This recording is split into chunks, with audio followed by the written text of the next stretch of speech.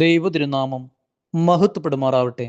എല്ലാവർക്കും നല്ലൊരു സുപ്രഭാതം നേർന്നുകൊണ്ട് ഏറെ സന്തോഷത്തോടും പ്രാർത്ഥനയോടും ദൈവത്തെ മഹത്വപ്പെടുത്തിക്കൊണ്ട് ദൈവത്തിൻ്റെ പരിശുദ്ധാത്മാവ് ഈ പ്രഭാതത്തിൽ, പ്രത്യേകിച്ച് നോമ്പിൻ്റെ 11-ാം പ്രഭാതത്തിൽ നമ്മെ പഠിപ്പിക്കുന്നതും ചിന്തിപ്പിക്കുന്നതും ഓർമ്മപ്പെടുത്തുന്നതും നമ്മുടെ വിശ്വാസം എത്രമാത്രം ആഴപ്പെട്ടിട്ടുണ്ട്, നമ്മുടെ പ്രാർത്ഥനകളൊക്കെയും വിശ്വാസത്തിൽ നിന്നുള്ളതാണോ? അങ്ങനെയാണെങ്കിൽ വിശ്വാസത്തിൽ അടിസ്ഥാനമിടാൻ എങ്ങനെയാ വിശ്വാസത്തിൽ നമുക്ക് അടിസ്ഥാനമിടാനായിട്ട് സാധിക്കും? കേവലം ഒരു തിയറി വായിച്ച് പഠിച്ചാൽ മാത്രം നമ്മുടെ വിശ്വാസം പൂർണ്ണമാകുന്നുണ്ടോ?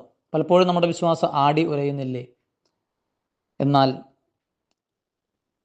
ജീവിത അനുഭവങ്ങളാണ്, പരിശീലനങ്ങളാണ് നമ്മെ കൂടുതലായിട്ട് വിശ്വാസത്തിൽ വളർത്തുക, വിശ്വാസത്തിൽ ജനിപ്പിക്കുക. ഉദാഹരണത്തിന്, ഒരു വ്യക്തി നീന്തൽ പഠിക്കുന്നു. അതിൻ്റെ തിയറി എഴുതി കൊടുത്താൽ ആ വ്യക്തിക്ക് ഈ അടുത്ത കാലത്തെങ്ങും നീന്തൽ പഠിക്കാൻ സാധ്യമല്ല.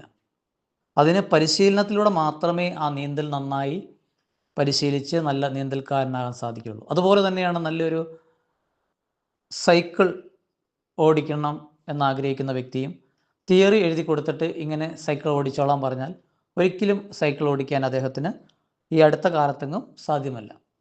അത് പരിശീലനത്തിലൂടെ മാത്രമേ. അതുപോലെ തന്നെയാണ് ആത്മീയ കാര്യങ്ങളും പരിശീലനത്തിലൂടെ മാത്രമേ നമുക്ക് അത് അനുഭവിച്ചും, അതുകൊണ്ടാണ് കർത്താവ് എത്ര നല്ലവനെന്ന് രുചിച്ചറിയുവാനായിട്ട് സങ്കീർത്തനക്കാരൻ നമ്മെ പഠിപ്പിക്കുന്നത്.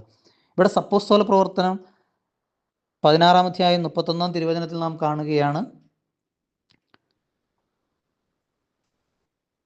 കർത്താവായ യേശുവിൽ വിശ്വസിക്കുക, നീയും നിൻ്റെ കുടുംബവും രക്ഷ പ്രാപിക്കും. അങ്ങനെ രക്ഷ പ്രാപിക്കണമെങ്കിൽ, രക്ഷയുടെ അനുഭവത്തിലേക്ക് വരണമെങ്കിൽ വിശ്വാസകൃപയിൽ അടിസ്ഥാനമിടാൻ ഇടയാകട്ടെ എന്ന് ഈ നോമ്പിൻ്റെ 11-ാം പ്രഭാതത്തിൽ നിങ്ങൾക്കെല്ലാവർക്കും നല്ലൊരു സുപ്രഭാതം നേർന്നുകൊണ്ട് പ്രാർത്ഥനാപൂർവം ജയമോനച്ചൻ.